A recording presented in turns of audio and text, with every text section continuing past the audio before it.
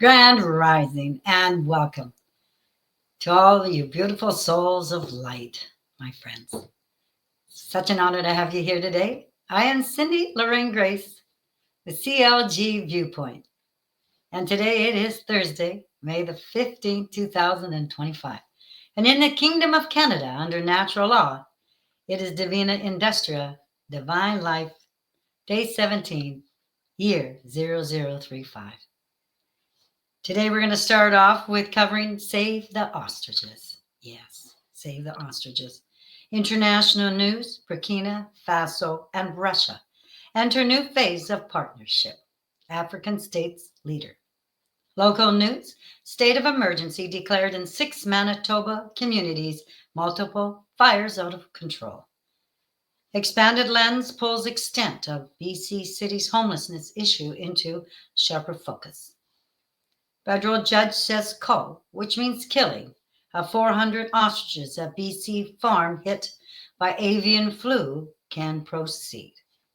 And BC home sales decline amid economic uncertainty. Well, each segment I start with a sage clearing.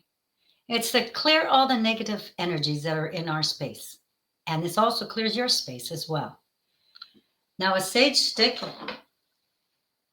you light it, and I grow sage in my garden.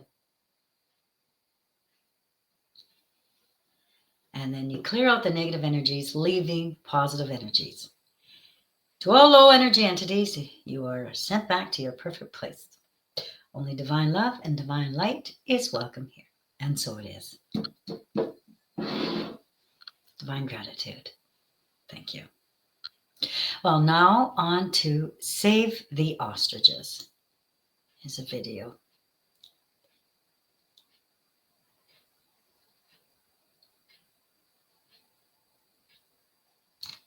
Here we go.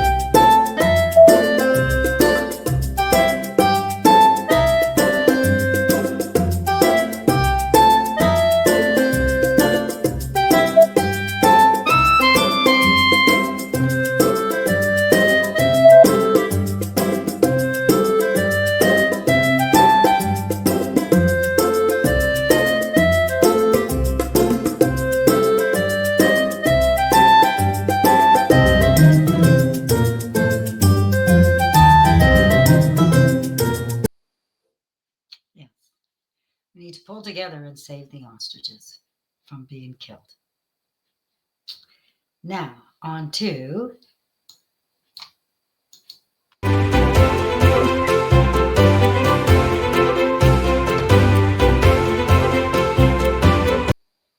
international news. RT News, May 14, 2025.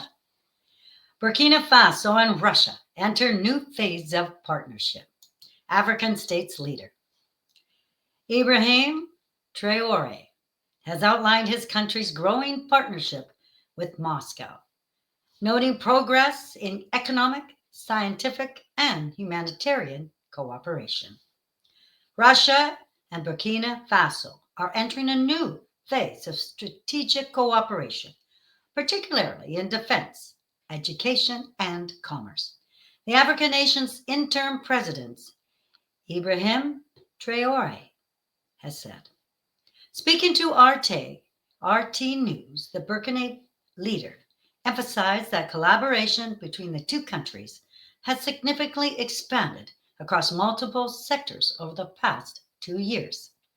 Traore noted that one of the most promising areas of cooperation is scientific education, especially in disciplines such as mathematics, physics, and chemistry. He also revealed that there is growing interest in Russian higher education among Burkina students, many of whom are already studying at universities across Russia. I even asked that we increase the number of students here perhaps through scholarships, he stated. On the economic front, Traore explained that the relaunch of relations with Russia, which had significantly declined following the death of the former Burkina President Captain Thomas Sankara, is already yielding practical benefits.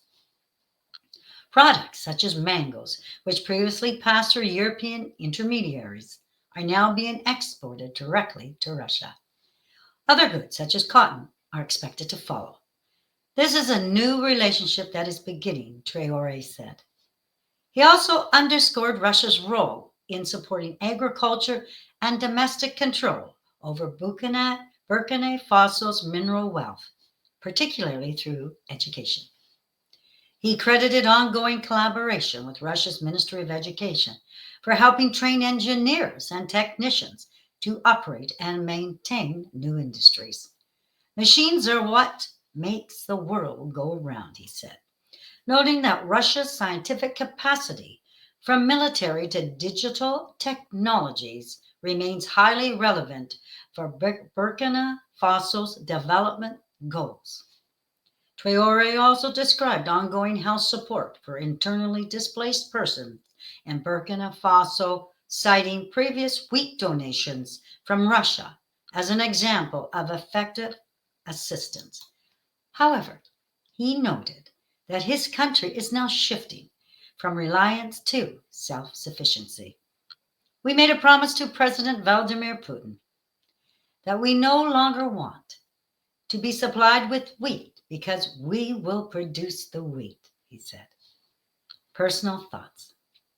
Partnerships among nations shows the people that these leaders of these nations are willing to work for the betterment of their country and its people.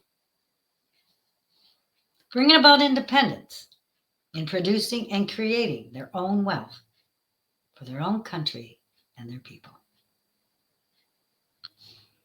Now, on to local news.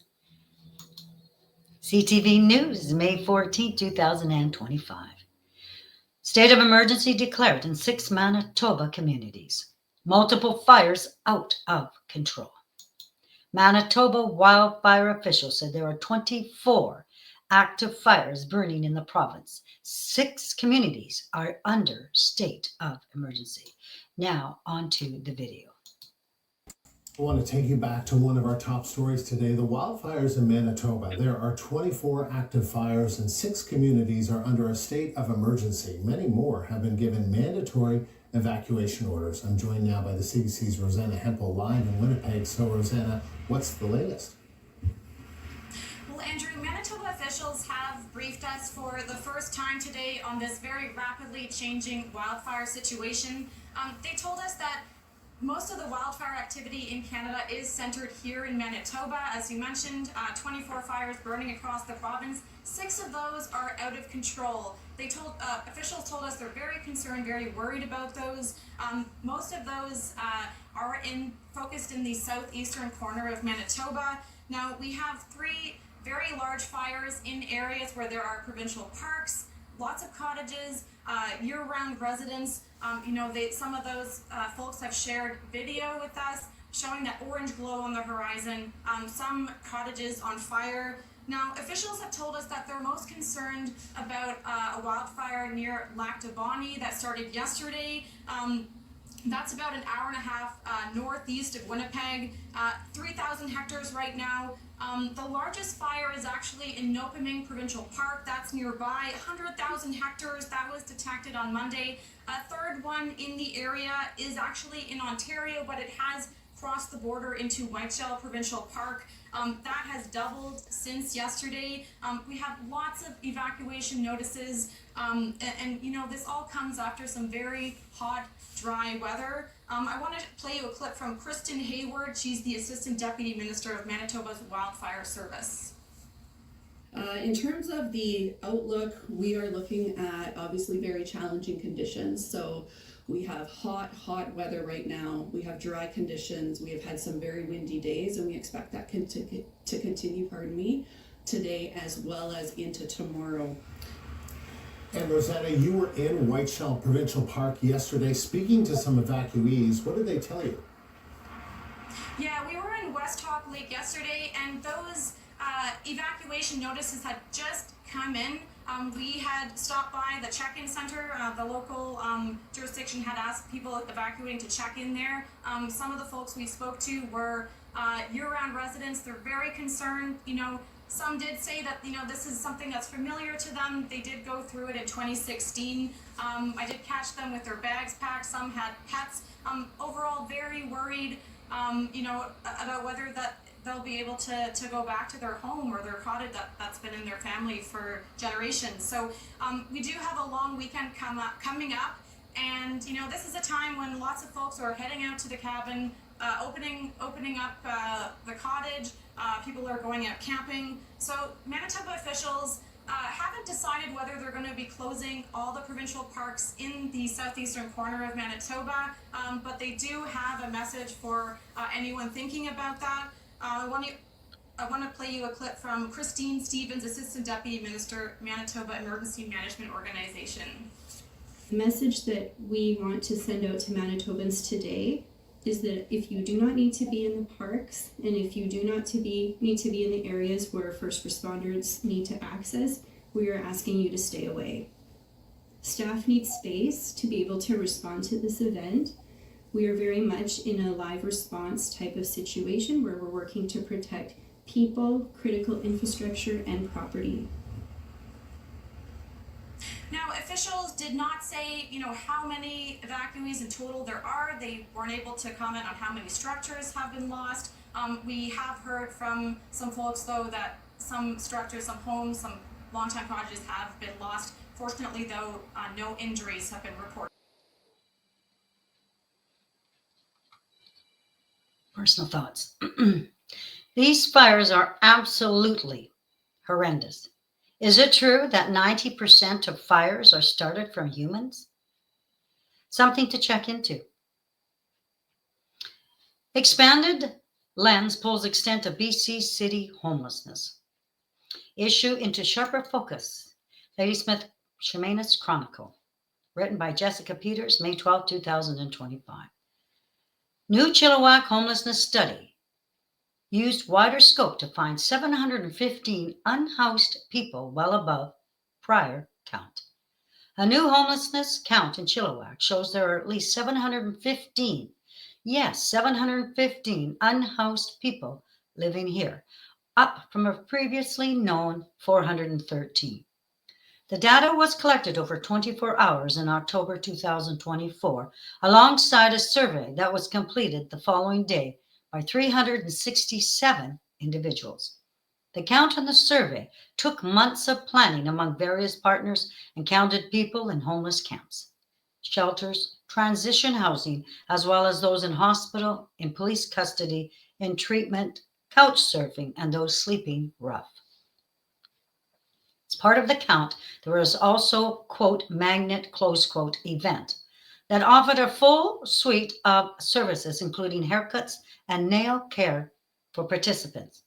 Those who came to the event were also connected to resources if they so choose. The resulting report was released last week by the City of Chilliwack. It highlights some key information that was gathered that is intended to help provide better services to those who need it most. One of the highlighted findings of the surveys was that the majority of Chilliwack's homeless population continues to suffer from chronic homelessness, meaning they've been without secure housing for over 1 year. That number continues to hover around 70%, 255 of the 367 surveyed, similar to when the last count was done in March 2023. When 413 unhoused people were counted. The 38-page point in time PIT homeless count and survey report explains that it's important to note the parameters for the count have changed since 2023. Historically, the data on homelessness was derived from voluntary participation in the survey, which often underrepresented the true extent of the issue, the report said. And then another difference is that the previous count did not include those living in homeless camps on the south end of Chilliwack, in areas of the Fraser Valley Regional District. But since the people living in camps and other precarious situations in that region use Chilliwack services, the area is now included. Their inclusion provides a more accurate reflection of the population and helps ensure that service planning accounts for the full scope of the need in the area. The survey also asked participants where they lived previously and how long they lived in Chilliwack. The data shows a slight increase in newer arrivals to Chilliwack. Individuals who have lived in the community for less than 6 months rose slightly between 2023 and 2024. This suggests that a growing number of individuals experiencing homelessness may be newly arriving in the area, the report states. Participants were also asked where their income came from, whether they had foster care or group care, if they or their parents, grandparents, are survivors of residential schools, racial identity, etc. Of the 367 surveyed, 309 reported having a substance abuse issue, 255 with mental health issues, 197 have a physical disability, 181 medical conditions, 134 acquired brain injuries, and 153 have a learning disability. Notably, acquired brain injuries were 37% and learning disabilities 42%. Income assistance and disability allowance account for the majority of income sources, and reliance on bottle collection, that was 5%, and panhandling, 0, has declined. The number of people with past experiences being in government care has risen from 22% to 33%. The study also looks at barriers to housing with the end goal of housing those who want to be housed. The biggest barrier is low income, inadequate home income assistance, and the next highest barrier is substance use. Poor housing conditions was also listed by 58 of the survey respondents.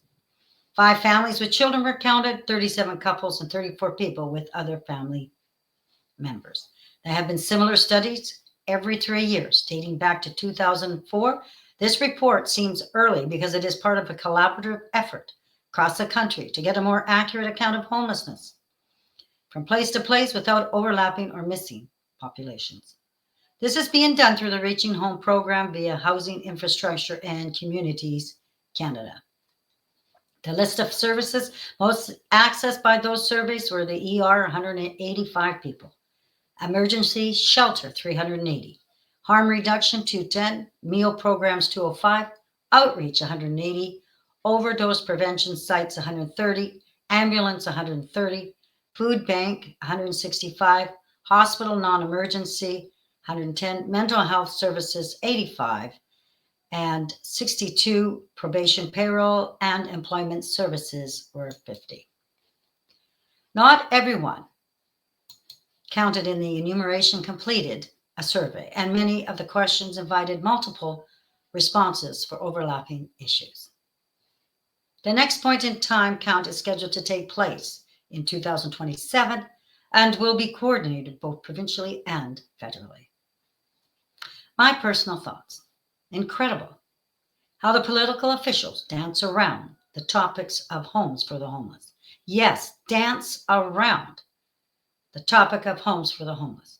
We have had study after study after study and survey after survey on how many Canadians are homeless and need homes across Canada. And of course, these studies and surveys cost the Canadian taxpayers, us. Do you think it is time for these political officials from west to east coast of Canada to finally follow the decrees under natural law that stipulates all nationals should have a safe home? A safe home. And provide services to the homeless. That is under natural law, the I Am Cured program. What do you think? Federal judge says cull, which means kill, of 400 ostriches at BC farm hit by avian flu can proceed. The Canadian Press, May 13, 2025. A federal judge has denied to bid to prevent the Canadian Food Inspection Agency from killing 400 ostriches on a British Columbia farm that was hit by an avian flu outbreak. The court on Tuesday rejected 2 judicial reviews that were filed by Universal Ostrich Farms after the agency ordered the flock killed in December, then denied a bid for an exemption in January. Kate Passetti, parents own the farm, and she said after the ruling was released that they plan, quote, to fight this legally as far as we can go, close quote. She said they were inviting supporters to come to the farm in Edgewood in southeastern BC and show kindness, peacefulness, and love in protest of the cull, adding the Canadian Food Inspection Agency had the full authority to come in whenever they want. Passetti said the agency had given no indication when the killing might begin. They're not going to make it a public topic because they don't want everybody to know. We have thousands of people behind us, she said. The Canadian Food Inspection Agency did not immediately provide comment on the court ruling Tuesday. The plight of the ostrich farm has spurred street protests and a social media campaign to save our ostriches, with activists decrying government overreach with the agency's decision to kill the birds. Well, the farm got an injunction to delay the cull pending its court case by federal court Justice Russell Zinn, ruled Tuesday that the agency's decisions were both reasonable and procedurally fair, while acknowledging the, quote, real and negative impact, quote, on the farm and its owners.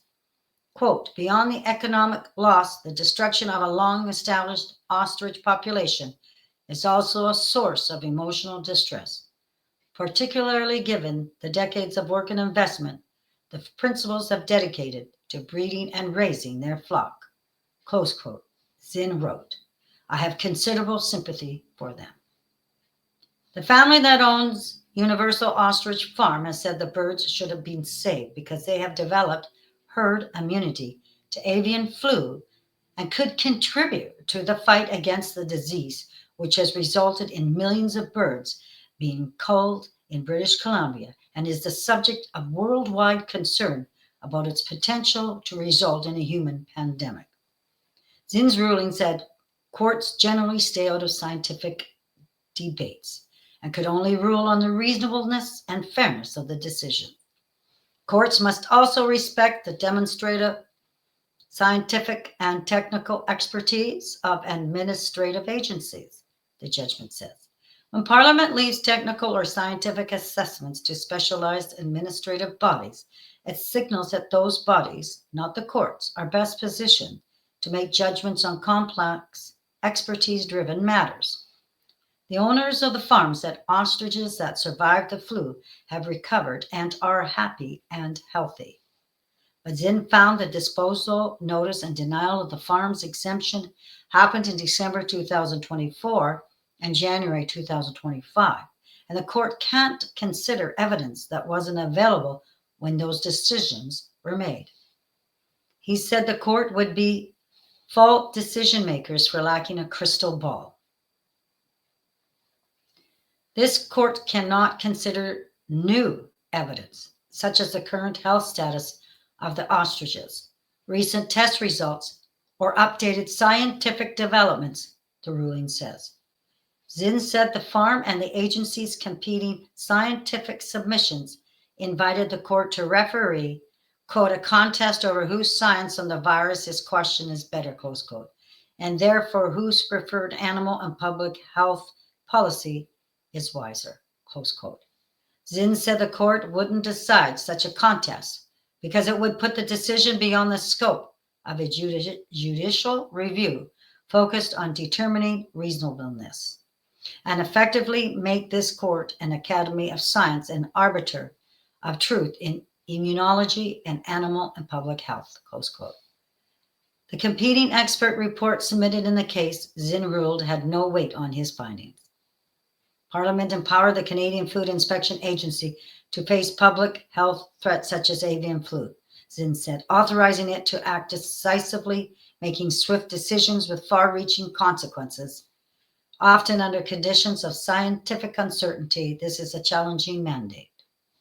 The court ruling notes that the agency's mandate is protected rather than punitive and provides compensation to owners whose animals are destroyed, up to $3,000 per animal in the case of ostriches. More than 8.7 million birds, 8.7 million birds have been culled in BC at hundreds of farms, most of them commercial, since the first outbreak of a highly contagious form of an avian flu occurred in the spring of 2022. Peace River North legislator Jordan Keeley, who supported the attempt to halt the cull, said he was devastated by the decision and the farm was completely different to a normal poultry farm that could quickly restock. My heart goes out to the family, and if the people want to reach out to the CFIA and let them know, I honestly believe that there could have been an alternative to this scenario rather than culling and killing all the birds, because they're 30-year-old animals that are not just easily replaced, he said. BC Agriculture and Food Minister Lana Popham said in a statement that while the government's thoughts were with the owners of Universal Ostrich Farms, quote, in what is a very difficult time for them, we respect the decision of the courts, as well as the jurisdiction of the CFIA. Now on to the video. A federal court judge has ordered 400 ostriches that live on a BC farm to be culled due to avian flu concerns. The Canadian Food Inspection Agency ordered the cull after an outbreak late last year, but the court granted a stay in January pending a judicial review. The court ruled today that the CFIA's decisions were fair, with the judge noting that courts generally stay out of scientific debates. The family that owns a Universal Ostrich Farm in the Kootenays has said the birds have developed herd immunity and could contribute to the fight against avian flu. They say they've also been ordered to pay thousands of dollars for the CFIA's legal fees. You start to look and go, do you really need to add more salt to a wound? Like, how much more? Like, we've just been offering a solution to stabilizing the H5N1 crisis in Canada and globally. And the only thing they seem to keep offering is vaccinations and a pandemic. More than 8.7 million birds have been culled in BC at hundreds of farms, most of them commercial, since the first outbreak of a highly contagious form of the avian flu occurred in the spring of 2022. My personal thoughts. This court cannot, quote, this court cannot consider new evidence such as the current health status of the ostriches, recent tests, or updated scientific developments, the ruling says. Do you think that admiralty law is a fair process?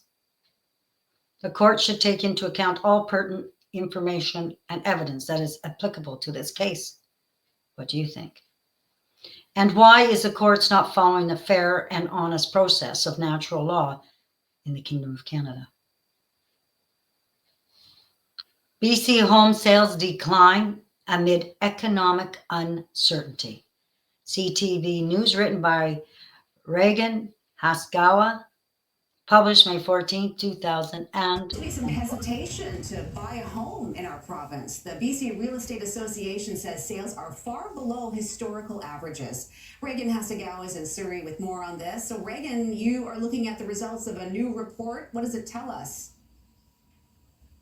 Good morning, Carrie. Home sales were down 15% in April compared to last year. The BC Real Estate Association reports that 6,453 residential unit sales were recorded in the multiple listing service systems in April. The average listing price was also down 6% at about $943,000. The total sales dollar volume was $6.1 billion, a nearly 20% decrease from April 2024. The BCREA says uncertainty about trade and monetary policy has caused trepidation for prospective buyers, largely in the lower mainland, prompting overall provincial activity to fall far below historical averages. And the Fraser Valley has actually been the hardest of all the regions in the province. Its sales are down 30% year over year.